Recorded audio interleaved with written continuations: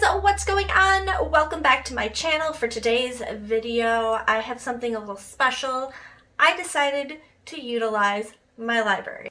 At the beginning of the year, it kind of dawned on me that I have a lot of books here in my library I have yet to read. I need to use my library, my local library, more often, and I do have Kindle Unlimited, and once a month you get a first read thing. So I was like, I don't need to buy books this year.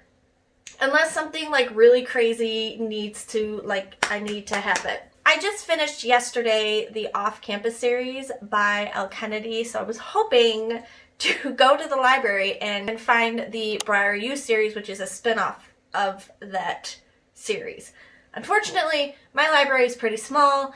It didn't have that book. So instead, I found 4 more gems to share with you. Ones that I piqued my interest as I'm going through and looking at all of the books. There was so much more, but I brought home 4 books and I'm going to share them with you now. So if library hauls is something you like, or hauls in general, then keep on watching. So I have my big library bag right here. It's an Alice in Wonderland bag. My old boss got me this bag for my birthday and I freaking love it. It's so heavy duty. But I use this when I go to the library. Alright, let's pull the first one out. So the first one's one I actually started reading. I got like 8 pages in last night. And that is The Daughter of Dr. Moreau. I almost couldn't say that. And this is by Silvia Moreno-Garcia. She wrote Mexican Gothic. I have not read Mexican Gothic, but I have it on my shelf. So eventually I want to read it. If you've read Mexican Gothic and I should like stop what you're doing, read it now, let me know down in the comments below. So this is a reimagining of The Island of Dr. Moreau, which I don't know anything about, so I'm kind of going in this blind. But if you know that story, this reimagining is set in the backdrop of 19th century Mexico. And since I don't know too much about the story of The Island of Dr. Moreau, I'm going to read a little bit of the description for you so I don't butcher it. So it says, Carletta Moreau, a young woman growing up on a remote and luxuriant estate, safe from the conflict and strife of the Yucatan Peninsula, the only daughter of a researcher who is either a genius or a madman. Montgomery Loughton, a melodic overseer with a tragic past and a prosperity.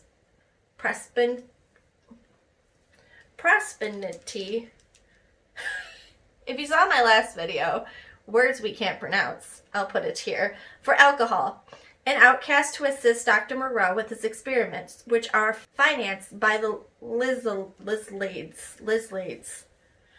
owners of magnificent haciendas and plentiful coffers. Coffers? Like coffee? The hybrids. The fruits of the doctor's labors, destined to blindly obey their creator and remain in the shadows. A motley group of part human, part animal monstrosities. All of them live in a perfectly balanced and static world, which is jolted by the abrupt arrival of Eduardo Lisdale, the charming and careless son of Dr. Moreau's patron, who will unwittingly begin a dangerous chain reaction. For Moreau keeps secrets, Carletta has questions, and the sweltering heat of the jungle, passions may ignite. So, little science fiction, which I don't typically read, but it's Silvia Moreno-Garcia. She wrote a short novella, which I got as part of my Kindle Unlimited first reads. I'll put the cover right here. So it's actually the first thing I read from Silvia Moreno-Garcia, and I loved it. So I picked this up hoping that I would love it just as much as that book. Next book on the list is Something Wilder by Christina Lauren. One of my favorite romantic comedy books is from Christina Lauren, which is The Unhoneymooners.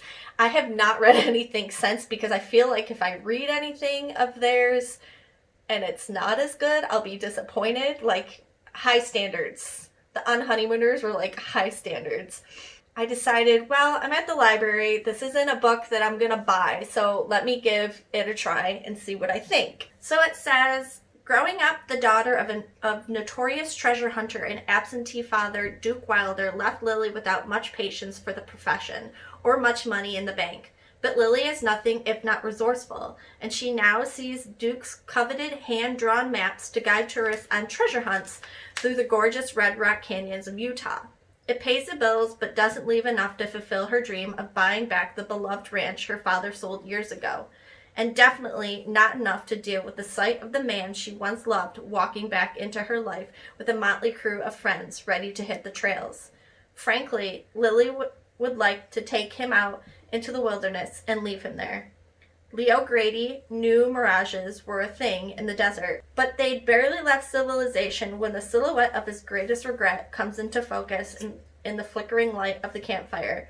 Ready to leave the past behind him, Leo suddenly realizes he wants nothing more than to reconnect with his first and only love.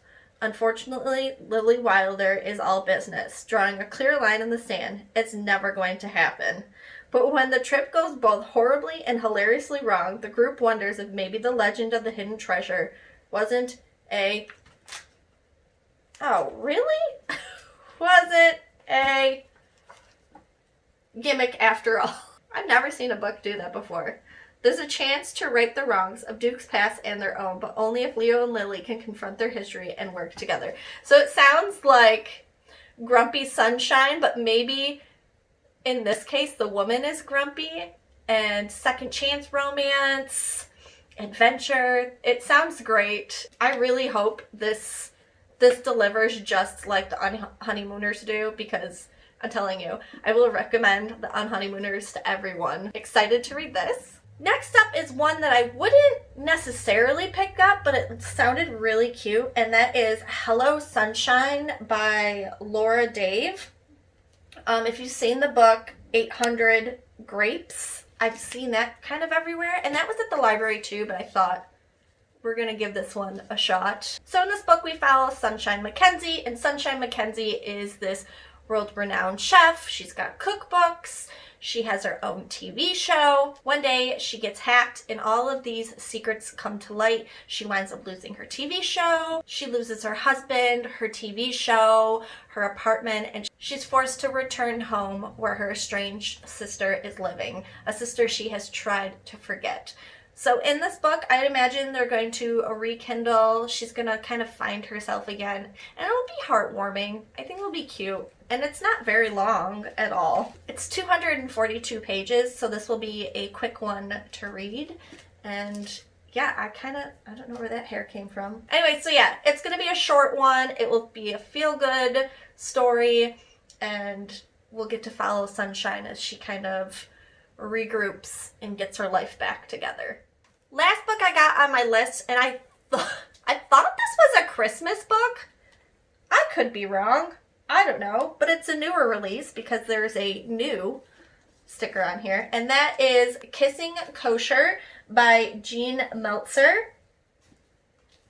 That cover is so cute. I love some of these covers. And my library receipt, I'll tell you guys about that in just a moment. So it says, step 1, get the secret recipe. Step 2, don't fall in love. Avidal Cohen isn't wearing underpants. I don't think I read the synopsis before I got this. I just was like, oh, looks cute. Chronic pelvic pain. Oh, wait, hold up. Let me go back. Avidal Cohen isn't wearing underpants, woefully for unsexy reasons. Chronic pelvic pain has forced her to sideline her photography dreams and her love life. It's all she can do to manage her family's kosher bakery, Best Babka in Brooklyn, without collapsing. She needs hired help, and distractingly handsome Ethan Lipman seems the perfect fit, except Ethan isn't there to work. He's undercover at the behest of his iron-fisted grandfather. The Lippermans is a household name when it comes to mass-produced kosher baked goods. They don't have the charm of Avidal's bakery or her grandfather's world-famous pumpkin spice babka recipe.